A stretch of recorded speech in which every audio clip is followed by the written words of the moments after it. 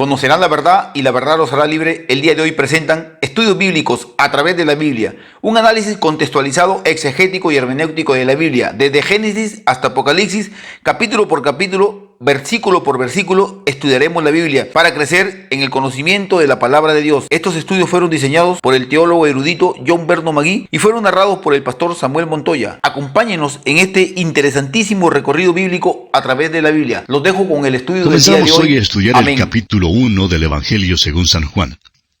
Y como decíamos en nuestro programa anterior, hemos dividido este capítulo en dos secciones principales. En primer lugar, el prólogo del Evangelio, que se encuentra contenido en los versículos 1 al 18. Y en segundo lugar, la introducción al Evangelio, contenida en los versículos 19 al 51. El tema central de este capítulo 1 del Evangelio según San Juan es el logos, o sea, el verbo o la palabra. Leamos, pues, los primeros 3 versículos de este capítulo 1 del Evangelio según San Juan. En el principio era el verbo, y el verbo era con Dios, y el verbo era Dios. Este era en el principio con Dios.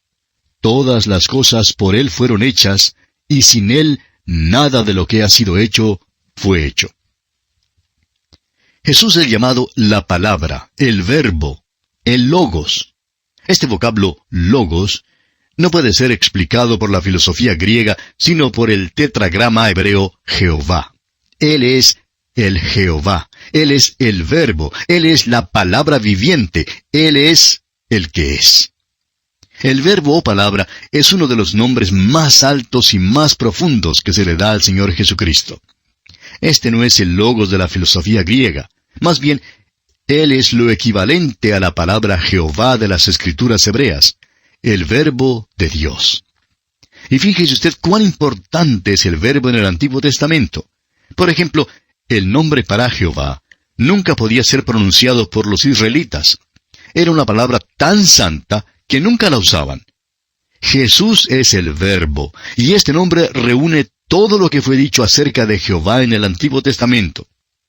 Ahora se presenta como el que era en el principio. En el principio era el verbo, dice el versículo 1. En realidad hay 3 principios que se mencionan en las Escrituras. Un principio se encuentra en Génesis, capítulo 1, versículo 1, y se remonta hasta la creación del universo físico. No se puede poner fecha a este evento, y no estamos nada de acuerdo con alguien que trata de ponerle fecha. Es una tontería decir que todo comenzó allá por el año 4004 a.C., como algunos han afirmado. Lo que algunos científicos dicen, sin embargo, es tan tonto como eso. Descubren un hueso por allá en África y tratan de ponerle fecha y dicen que data de 2.000 millones de años.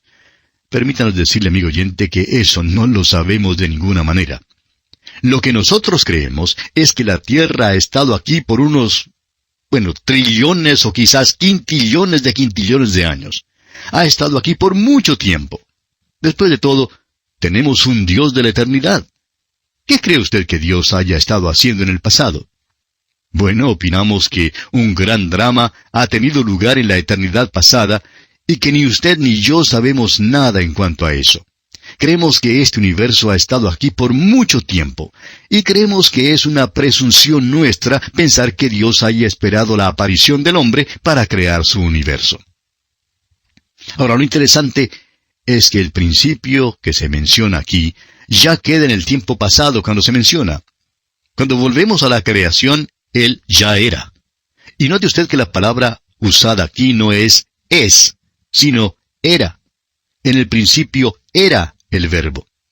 En griego, esta palabra está en el pasado imperfecto del verbo y denota una acción que es continua. Pues vuelve al principio, a la creación, a 2 o 3 billones de años o quizás mucho más antes. El Señor Jesús viene desde la eternidad y Él ya es tiempo pasado. En el principio era el verbo. Si volvemos a hace billones y trillones de años antes de la creación, Jesús todavía sale desde la eternidad anterior.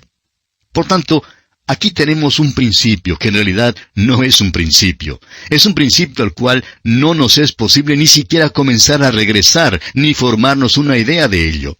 Él es el anciano de días, y su cabello es tan blanco como la nieve, y ya lo era hace billones y trillones de años. En aquel entonces ya era. En el principio era el Verbo. En el griego original son solamente 5 palabras, y no hay ni un solo hombre en toda la tierra que pueda ponerle fecha, ni comprender o sondear esta frase. Así es que, con esta primera declaración tremenda, comienza nuestro estudio en la infinidad del tiempo y del espacio. Ahora, la segunda declaración es esta: y el Verbo era con Dios. Esta expresión aclara que Jesús es diferente y distinto a Dios el Padre. No se puede identificarlo como Dios el Padre porque Él es con Dios. Pero alguien dirá que si Él es con Dios, entonces Él no es Dios. Pero la tercera declaración aclara esto también: y el Verbo era Dios. Esta es una declaración clara y enfática, la cual expresa que el Señor Jesucristo es Dios. El hecho es que el griego es aún más específico que esto, porque en el idioma griego, la palabra que lleva importancia se coloca al principio de la oración. En el griego, esta frase se lee así: Dios era el Verbo. Y amigo oyente, eso es enfático. No se puede ser más enfático que eso. ¿Cree usted que se pueda negar la deidad de Cristo? Amigo oyente, no le es posible negar la deidad de Cristo. Las primeras 3 declaraciones en el Evangelio según San Juan lo resumen todo. En el principio era el Verbo, y el Verbo era con Dios, y el Verbo era Dios. Ahora es verdad que hay algunas sectas que tratan de negar la deidad de Jesucristo, pero para tratar de afirmar tal cosa, han tenido que recurrir a un estratagema realmente diabólico y engañoso. Es la estratagema de publicar su propia supuesta traducción de la Biblia, en la que presentan su propio punto de vista, en lugar de lo que dice el griego original en este pasaje. Ahora, fíjese usted también que Jesús es el Creador. Los versículos 2 y 3 dicen: Este era en el principio con Dios. Todas las cosas por Él fueron hechas, y sin Él nada de lo que ha sido hecho fue hecho. ¿Se fija usted? Todas las cosas por Él fueron hechas. Jesús es el Creador. Y ahora el versículo 4 dice: En Él estaba la vida, y la vida era la luz de los hombres. Ahora esto no significa simplemente que Él estaba vivo, aunque claro es que eso es verdad. Había vida en Él, pero el hecho es que los hombres necesitan de vida. Todos están muertos en delitos y pecados, según lo que dice la Biblia en Efesios 2:1. Y permítanos citar ese pasaje. Dice allí el apóstol Pablo: y Él os dio vida a vosotros cuando estabais muertos en vuestros delitos y pecados. Lo que los hombres necesitan, aún hoy en día, amigo oyente, es la vida. En Él, pues, estaba la vida, y la vida era la luz de los hombres. Ahora, Jesús es la luz, y la vida, dice aquí, era la luz de los hombres. Ahora Jesús es contrastado con Juan el Bautista. Leamos los versículos 6 y 7 de este capítulo 1 de Juan. Hubo un hombre enviado de Dios, el cual se llamaba Juan. Este vino por testimonio para que diese testimonio de la luz, a fin de que todos creyesen por él. Juan el Bautista dio testimonio de la luz. Él no era la luz, simplemente dio testimonio de ella. Continuemos con los versículos 8 y 9. No era él la luz, sino para que diese testimonio de la luz. Aquella luz verdadera que alumbra a todo hombre, venía a este mundo.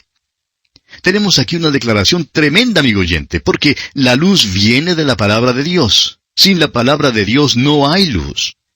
Cuando los hombres vienen a la palabra de Dios, entonces están en la luz. El apóstol Juan en su primera carta, capítulo 1, versículo 7, dice: Pero si andamos en luz, como Él está en luz. Ahora, ¿cuál luz? La luz de la palabra de Dios. Esta luz alumbra a todo hombre que viene a este mundo. Eso es, alumbra a cualquier hombre que venga a la luz. Es simplemente como el sol que brilla sobre cada hombre que sale a la luz del sol. Pero hay quienes están por allí abajo en sus cuevas, a los cuales la luz del sol no llega. Es necesario venir a la luz. Leamos ahora los versículos 10 y 11 de este capítulo 1 de Juan. En el mundo estaba, y el mundo por él fue hecho, pero el mundo no le conoció. A lo suyo vino, y los suyos no le recibieron. Esta era la tragedia del mundo, y todavía es la tragedia del mundo hoy. El Creador bajó a esta tierra y fue hecho carne. Sin embargo, el mundo no le reconoce y le rechaza.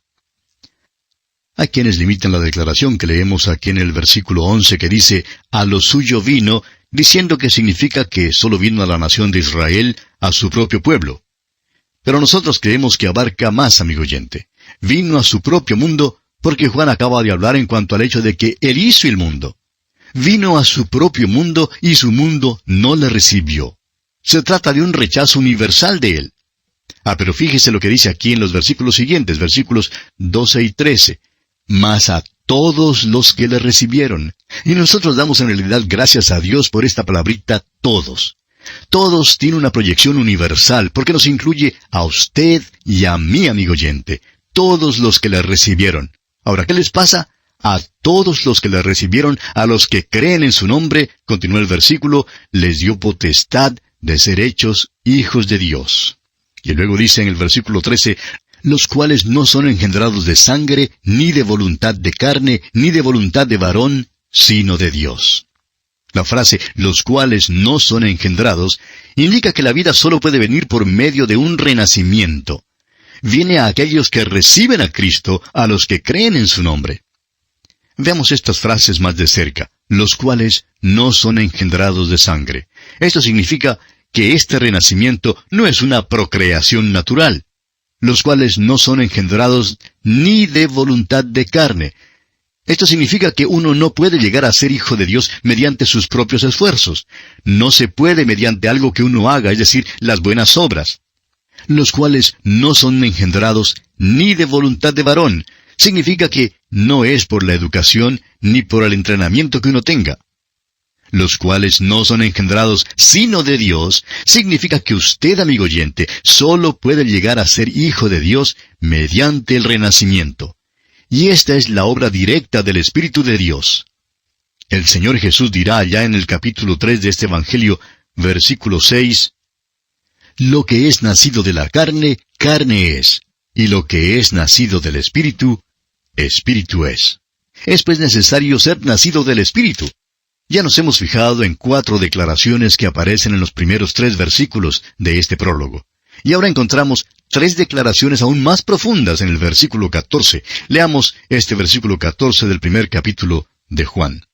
Y aquel Verbo fue hecho carne, y habitó entre nosotros, y vimos su gloria, gloria como del unigénito del Padre, lleno de gracia y de verdad. El Verbo fue hecho carne, dice aquí. Y deseo que usted mire esta declaración por un momento. El filósofo griego probablemente estaría de acuerdo con nosotros en todo lo que dijimos sobre el versículo 1. Pero aquí es donde creemos que no estaría de acuerdo con nosotros. Él nunca aceptaría como hecho de que el Verbo se haya hecho carne. El idioma griego nos permite ponerlo en una forma más específica, y creemos que en una forma más exacta también. El Verbo fue nacido carne. Ahora piense en esto por un momento, amigo oyente. Aquí viene Dios desde la eternidad. Ya era el anciano de días. Pero también vino a Belén. Alguien lo ha expresado de la siguiente manera. Estaban buscando a un rey para exaltarlo, pero él vino como un bebé que hizo llorar a una mujer. Note usted que el Evangelio según San Juan ni aún menciona su nacimiento en Belén. ¿Y sabe por qué es que no lo menciona? Porque está hablando en cuanto a alguien que es demasiado grande para Belén. Viene desde la eternidad y se hace carne. El Verbo se hizo carne o nació carne. Por tanto, esta es la historia de la Navidad, aquí en el Evangelio según San Juan, y es importante que veamos esto. Nació carne. Y la única manera en que eso pudo haber ocurrido, en que eso pudo haber tenido lugar, fue mediante el nacimiento virginal. El escritor de la carta a los Hebreos lo expresa así allá en el capítulo 2, versículo 16 de esa carta. Porque ciertamente no socorrió a los ángeles, sino que socorrió a la descendencia de Abraham. Participó de carne y sangre para destruir por medio de la muerte al que tenía el imperio de la muerte, esto es, al diablo.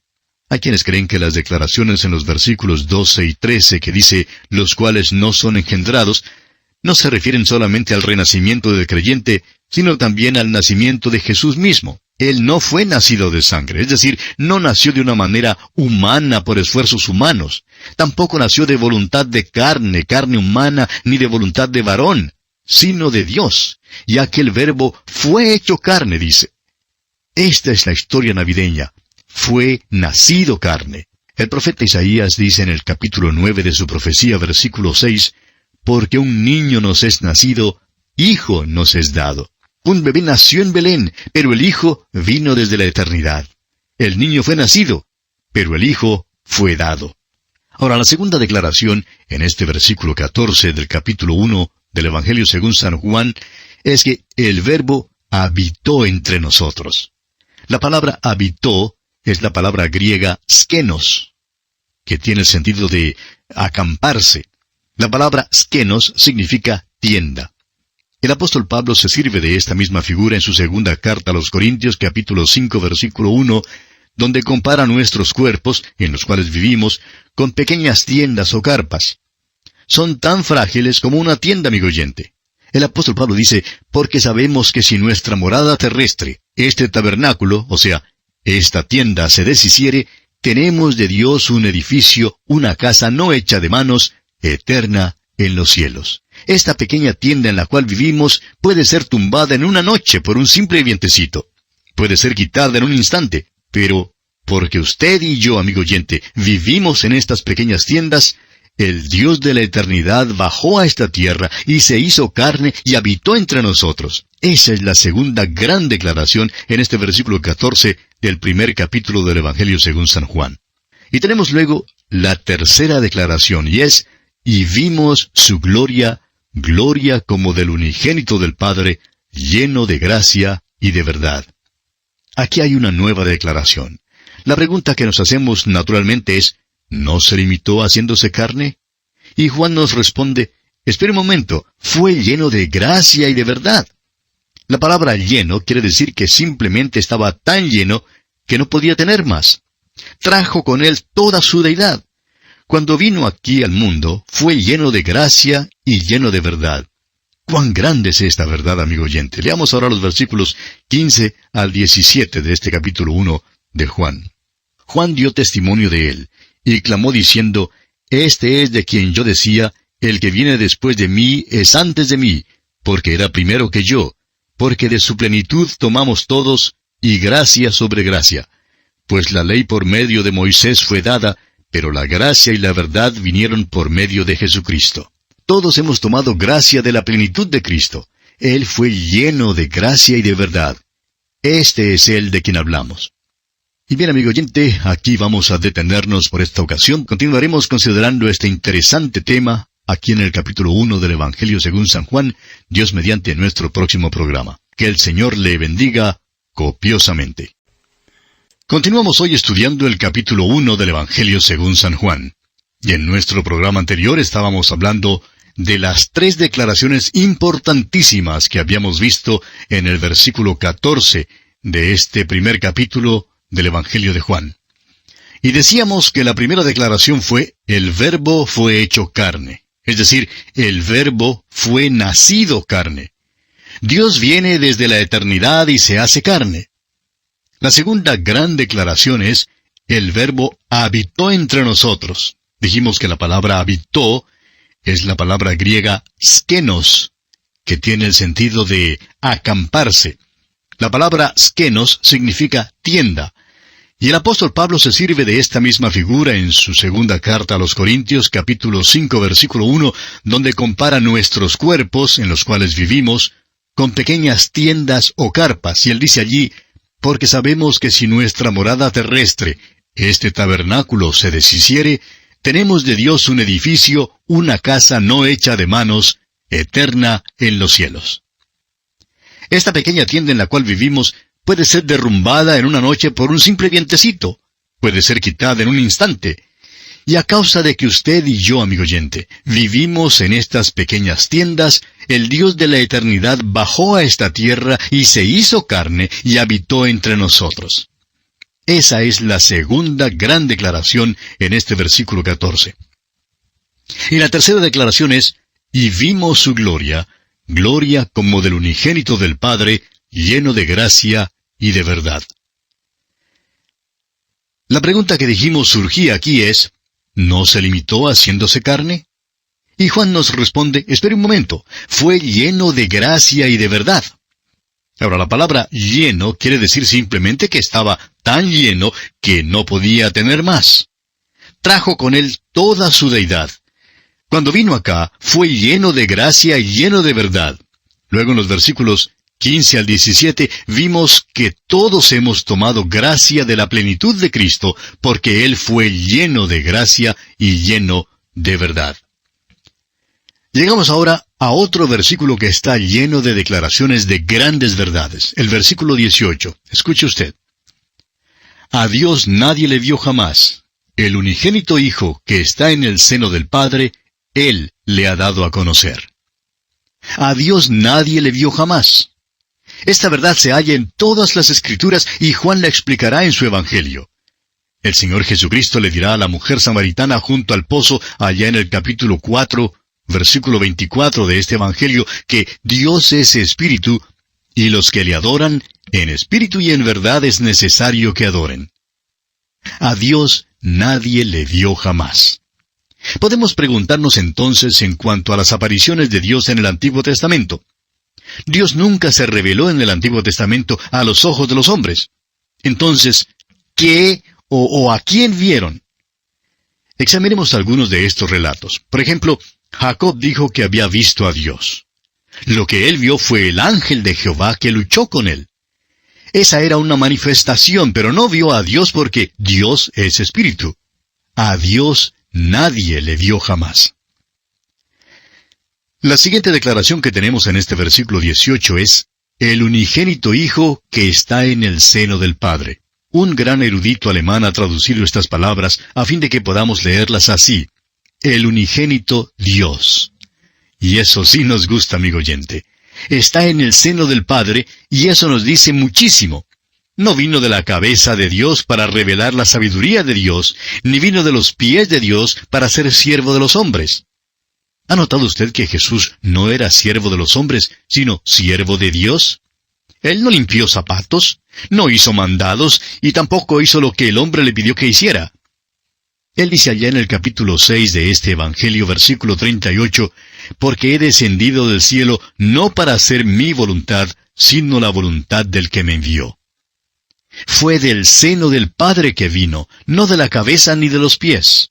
Vino del seno para revelar el corazón de Dios. Él es el unigénito Hijo que está en el seno del Padre. Ahora, la tercera declaración que encontramos aquí, en este versículo 18 de este capítulo 1 del Evangelio según San Juan, es, Él le ha dado a conocer. La palabra griega aquí es exegeomai, que viene de las raíces que significan revelar o desvelar. Y eso es exactamente lo que Jesucristo hizo.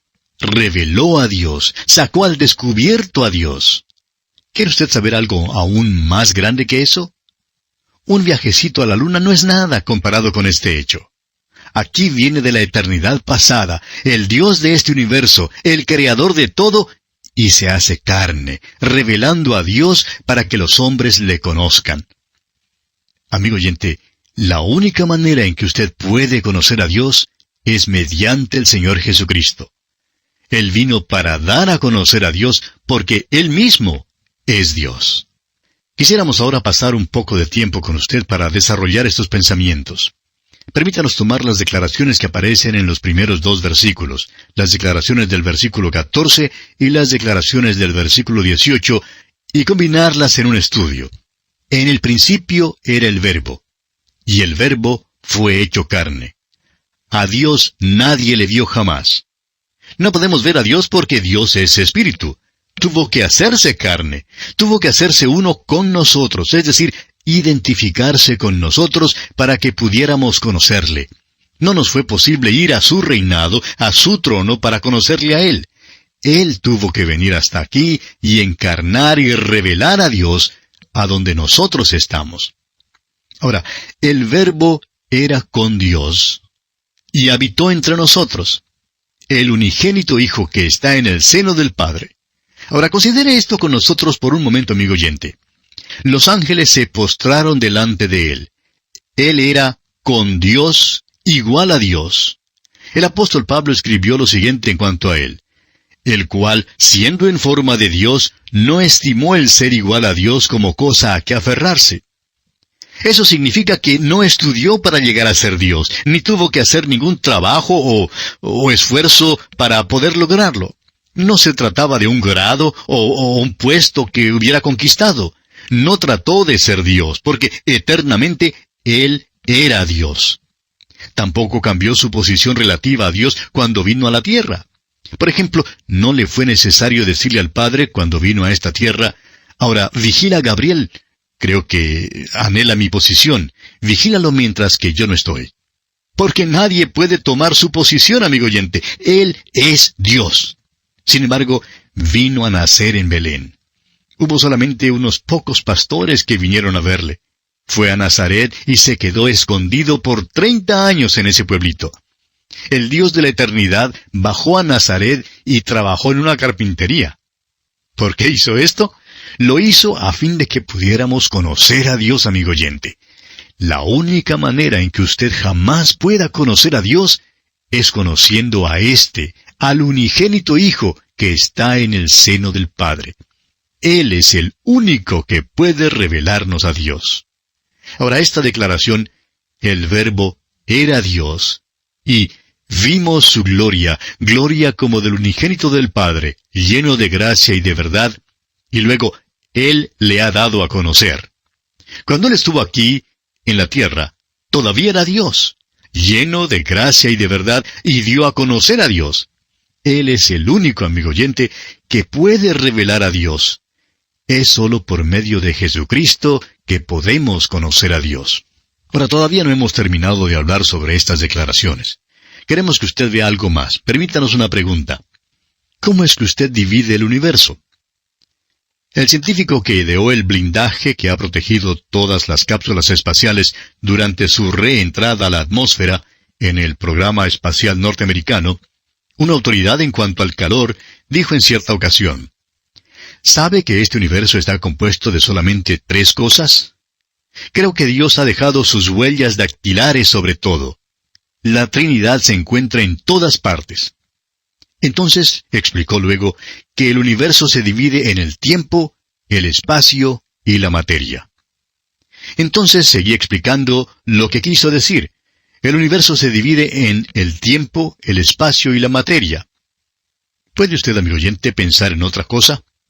Es muy interesante que el tiempo, el espacio y la materia abarquen todo lo que hay en este universo como nosotros lo conocemos. El tiempo puede ser dividido en solamente 3 partes: el pasado, el presente y el futuro. ¿Puede usted pensar en otra forma? Ahora, el espacio, por ejemplo, se puede dividir en lo largo, lo ancho y lo alto. ¿Habrá acaso otra dimensión? Y en la materia tenemos la energía, el movimiento y el cambio o fenómeno. Esas son las 3 divisiones de las 3 divisiones.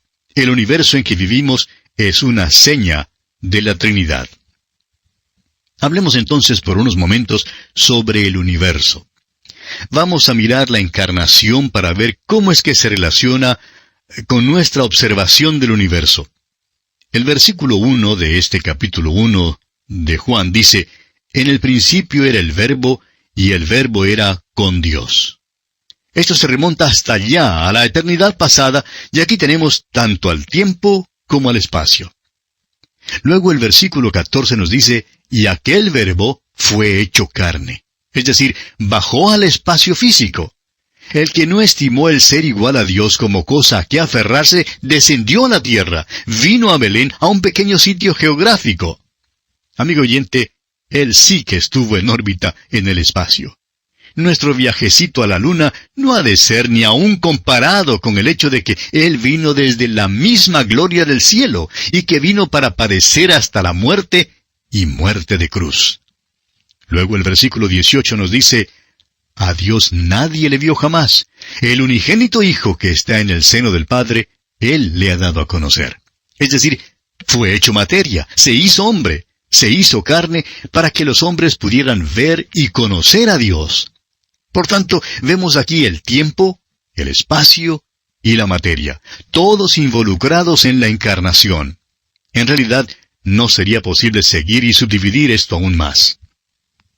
Pero pasemos ahora a considerar por unos momentos el tiempo. Ya declaramos que el tiempo se divide en el pasado, el presente y el futuro. Vamos a mirarlo. El versículo 1 dice, en el principio era el Verbo. Eso es pasado. Y aquel Verbo fue hecho carne. Eso es presente. En nuestros tiempos, en los tiempos del hombre, Él vino y se hizo carne. Luego el versículo 18 nos declara, a Dios nadie le vio jamás. El unigénito Hijo, Él le ha dado a conocer. Y eso encierra el futuro. El apóstol Pablo dijo al final de su vida, a fin de conocerle y el poder de su resurrección.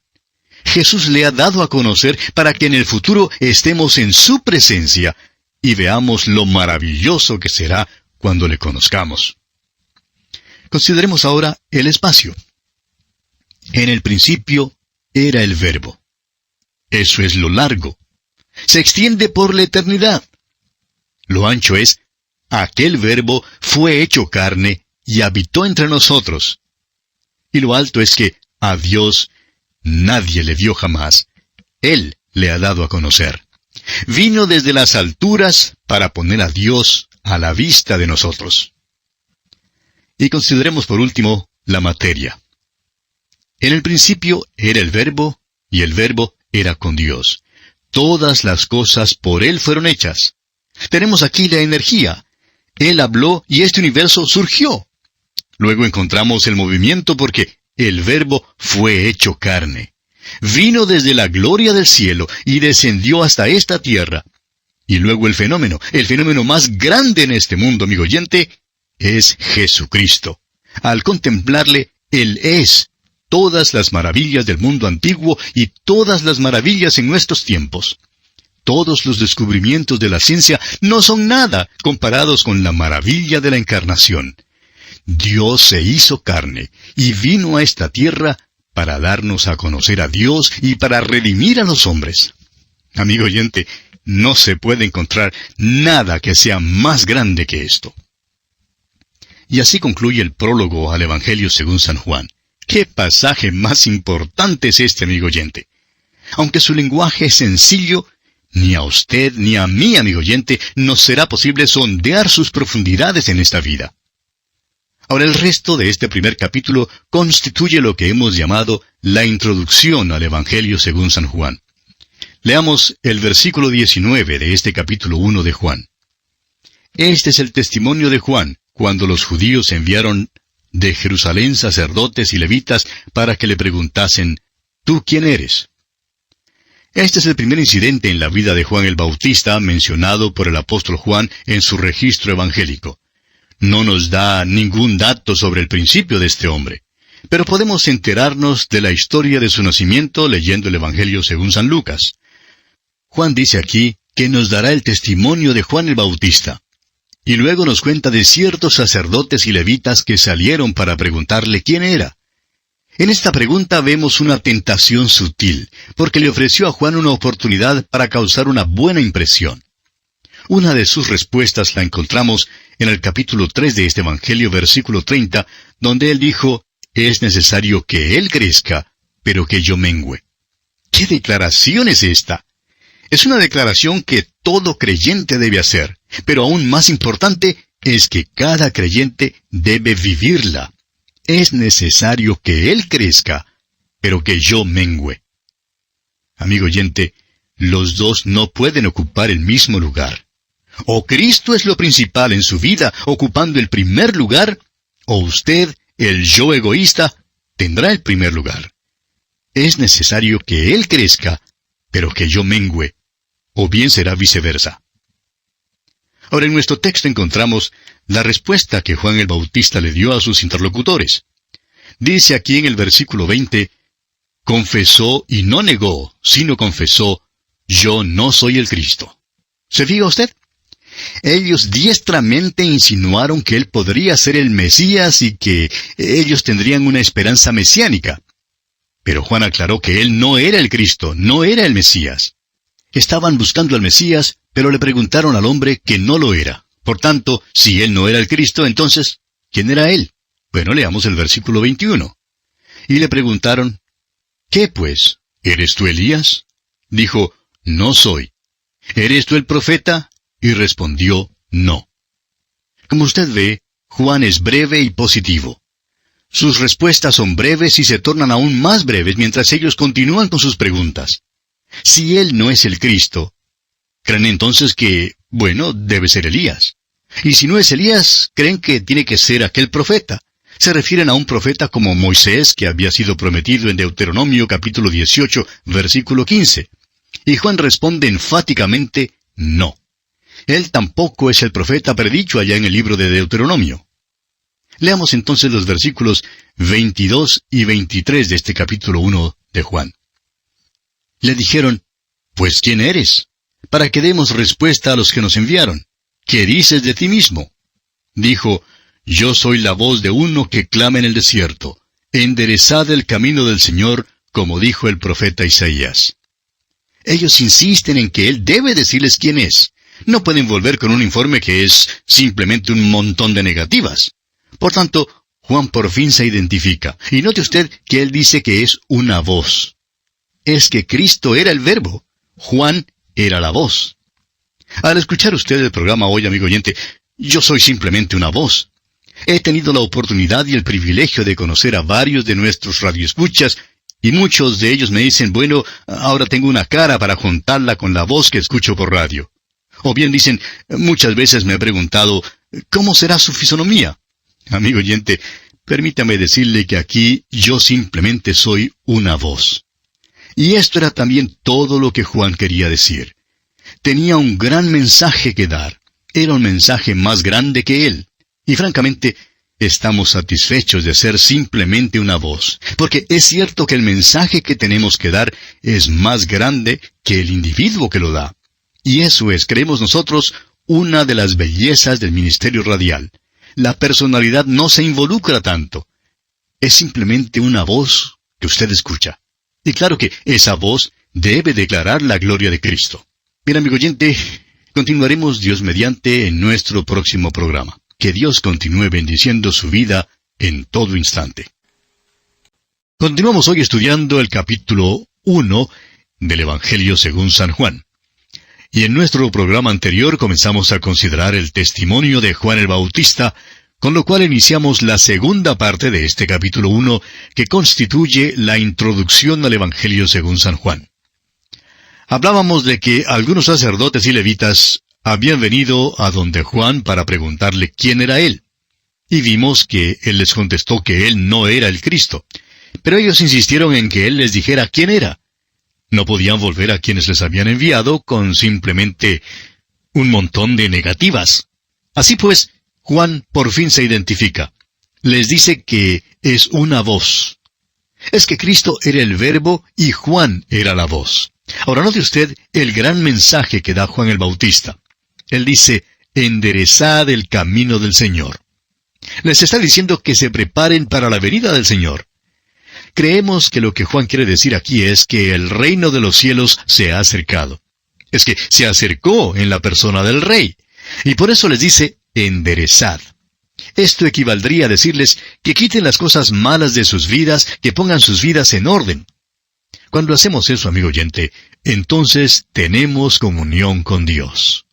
El mismo apóstol Juan en su primera carta universal, capítulo 1, versículos 6 y 7, dice, si decimos que tenemos comunión con Él, y andamos en tinieblas, mentimos, y no practicamos la verdad. Pero si andamos en luz, como Él está en luz, tenemos comunión unos con otros, y la sangre de Jesucristo su Hijo nos limpia de todo pecado. Y continúa aquí el apóstol Juan enseñándonos en los versículos siguientes, versículos 8 y 9 de su primera epístola, que necesitamos limpiar nuestras vidas mediante la confesión. Dice Juan, si decimos que no tenemos pecado, nos engañamos a nosotros mismos y la verdad no está en nosotros. Si confesamos nuestros pecados, Él es fiel y justo para perdonar nuestros pecados y limpiarnos de toda maldad. Volviendo ahora al capítulo 1 del Evangelio según San Juan, notará usted que él está citando al profeta Isaías, allí en el versículo 23. Ahora el versículo 3 en Isaías capítulo 40 dice, «Preparad camino a Jehová, enderezad calzada en la soledad a nuestro Dios». Y continuamos ahora con los versículos 24 y 25 de este primer capítulo del Evangelio según San Juan. «Y los que habían sido enviados eran de los fariseos. Y le preguntaron y le dijeron, ¿por qué pues bautizas si tú no eres el Cristo, ni Elías, ni el profeta? Ahora le presentan una cosa técnica. Le dicen, bueno, si no eres uno de estos, entonces, ¿por qué bautizas? Y en el versículo 26 dice que Juan les respondió diciendo, yo bautizo con agua, mas en medio de vosotros está uno a quien vosotros no conocéis. Hoy en día llamamos a este hombre Juan el Bautista. Pero la realidad es que él negó que de veras era el Bautista.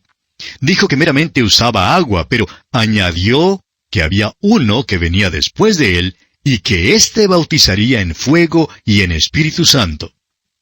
Ese es pues el bautismo de juicio que ha de venir sobre la tierra, mientras que el bautismo del Espíritu Santo tuvo lugar en el día de Pentecostés.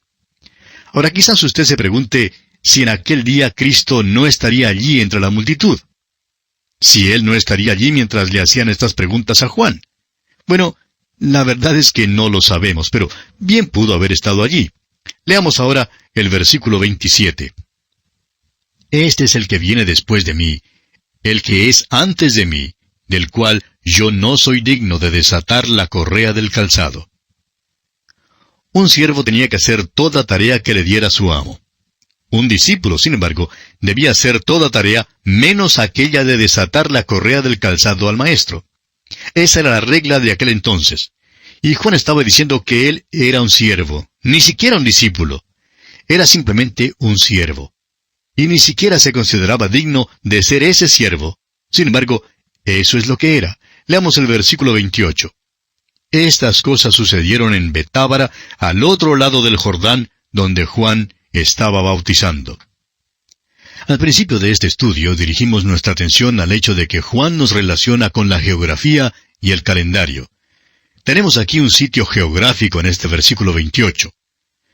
Y luego, fíjese usted que el próximo versículo, el versículo 29, principia diciendo, el siguiente día.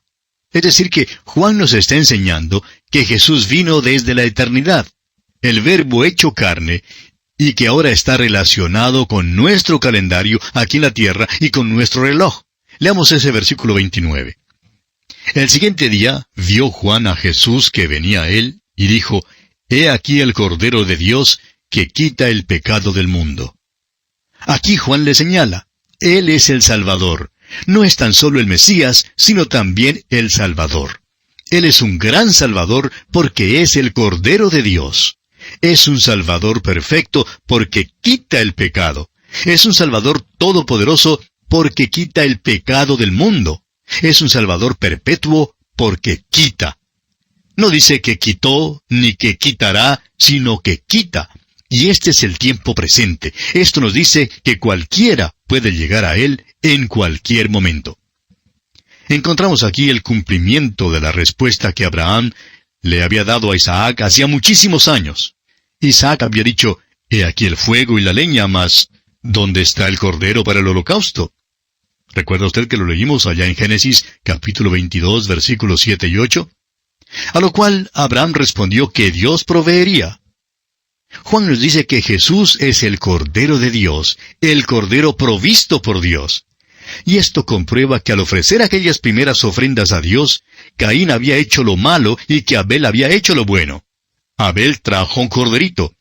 Todos los corderos que fueron matados durante tantos siglos en los altares judíos ahora hallan su cumplimiento en él. Y Juan le señala, He aquí el Cordero de Dios, que quita el pecado del mundo. Continuamos ahora con los versículos 30 y 31. Este es aquel de quien yo dije, Después de mí viene un varón, el cual es antes de mí, porque era primero que yo. Y yo no le conocía, mas para que fuese manifestado a Israel, por esto vine yo bautizando con agua. Juan está diciendo que Jesús es el que bautiza en verdad. Podemos llamarle Jesús el Bautista. Él es quien bautizará en espíritu y en fuego. El bautismo del Espíritu Santo fue cumplido en el día de Pentecostés, y el de fuego es el juicio que todavía ha de venir sobre esta tierra. Continuemos ahora con los versículos 32 al 36 de este primer capítulo del Evangelio según San Juan. Y a propósito, amigo oyente, espero que usted todavía continúe con nosotros, que tenga su Biblia abierta allí en el Evangelio según San Juan capítulo 1 para que siga con nosotros la lectura, de manera que usted también se familiarice con los pasajes que vamos considerando. ¿Está bien? Bueno, versículos 32 al 36, aquí en el capítulo 1 de Juan dicen: También dio Juan testimonio diciendo: Vi al Espíritu que descendía del cielo como paloma, y permaneció sobre él. Y yo no le conocía, pero el que me envió a bautizar con agua, aquel me dijo: Sobre quien veas descender el Espíritu, y que permanece sobre él, ese es el que bautiza con el Espíritu Santo. Y yo le vi, y he dado testimonio de que éste es el Hijo de Dios. El siguiente día otra vez estaba Juan y 2 de sus discípulos. Y mirando a Jesús que andaba por allí, dijo: He aquí el Cordero de Dios. Desde mucho antes, Jesucristo ya era el Cordero de Dios que quita el pecado del mundo. Esto es en cuanto a la obra de Cristo. Ahora dice: He aquí el Cordero de Dios, es decir, Él es el Cordero en persona. Vemos que Juan bautizó a Jesús y que Jesús fue identificado por el Espíritu Santo. De modo que, al ver a Jesús caminando por allí, Juan dice: He aquí el Cordero de Dios. Y continuemos ahora con los versículos 37 al 39 y veamos el principio del ministerio de Jesús. Versículos 37 al 39 de este primer capítulo de Juan. Le oyeron hablar los 2 discípulos y siguieron a Jesús. Y volviéndose Jesús y viendo que le seguían, les dijo: ¿Qué buscáis? Ellos le dijeron: Rabí, que traducido es Maestro, ¿dónde moras? Les dijo: Venid y ved. Fueron y vieron dónde moraba, y se quedaron con él aquel día, porque era como la hora 10.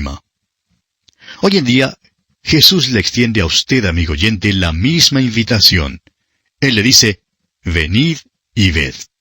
Y el apóstol Pedro parece completar esta invitación cuando dice allá en su primera carta, capítulo 2, versículo 3, si es que habéis gustado la benignidad del Señor. Volviendo ahora al capítulo 1 del Evangelio según San Juan, note usted una vez más cuán específicamente se relaciona esto con el tiempo. Dice la última parte del versículo 39, era como la hora 10, es decir, era tarde en la noche. Uno de estos 2, que habían sido discípulos de Juan el Bautista, era Andrés, y lo primero que hace es buscar a su propio hermano Simón. Leamos los versículos 40 al 42 de este capítulo 1 de Juan. Andrés, hermano de Simón Pedro, era uno de los 2 que habían oído a Juan y habían seguido a Jesús. Este halló primero a su hermano Simón y le dijo: Hemos hallado al Mesías, que traducido es el Cristo. Y le trajo a Jesús. Y mirándole Jesús dijo: Tú eres Simón, hijo de Jonás. Tú serás llamado Cefas, que quiere decir Pedro. La distinción en el idioma castellano entre Pedro y piedra no refleja la fuerza del original arameo y griego, donde una misma palabra designa a la vez la firmeza que caracteriza a la roca y el nuevo nombre. Este hombre Simón era de carácter muy débil, pero nuestro Señor le dijo que sería una piedra.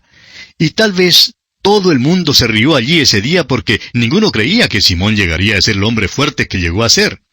¿Quién creyera que este hombre se pararía en el día de Pentecostés para predicar ese poderoso sermón que inició la edad de la iglesia? Continuemos con los versículos 43 y 44. El siguiente día quiso Jesús ir a Galilea, y halló a Felipe y le dijo: Sígueme. Y Felipe era de Betsaida, la ciudad de Andrés y Pedro. Betsaida está en el mar de Galilea. Sabemos que Pedro, Andrés y Felipe vivían allí y que eran pescadores. Continuemos ahora con los versículos 45 y 46. Felipe halló a Natanael y le dijo: Hemos hallado a aquel de quien escribió Moisés en la ley, así como los profetas, a Jesús, el hijo de José de Nazaret. Natanael le dijo: ¿De Nazaret puede salir algo de bueno? Le dijo Felipe: Ven y ve. Natanael, amigo oyente, es uno que presume ser sabio y Y aquí cree decir una agudeza. ¿De Nazaret puede salir algo de bueno? Y tal vez se rió de su propio chiste. Pero Felipe no se rió, simplemente le dijo, ven y ve. Y eso en realidad es lo importante. Ven a Cristo. Ahora el versículo 47. Cuando Jesús vio a Natanael que se le acercaba, dijo de él, he aquí un verdadero israelita en quien no hay engaño. También podríamos decir que Jesús dijo, aquí hay un israelita en quien no hay Jacob, ya que el nombre de Jacob significaba suplantador o engañador en el hebreo. Jesús se refiere al hecho de que el nombre de Jacob fue cambiado a Israel, que significa gobernará como Dios. Natanael le acostumbraba a decir cosas ingeniosas y chistosas, pero nunca con alguna mala intención. Y como él hay muchos. Siempre nos agradan las personas que tienen un sentido del buen humor. Pero la verdad es que tememos al hombre que no lo tiene. Y por eso nos gusta Natanael. No hay Jacob en este hombre. Un israelita en quien no hay engaño. Continuemos ahora con los versículos 48 y 49. Le dijo Natanael, ¿de dónde me conoces? Respondió Jesús y le dijo, antes que Felipe te llamara, cuando estabas debajo de la higuera, te vi.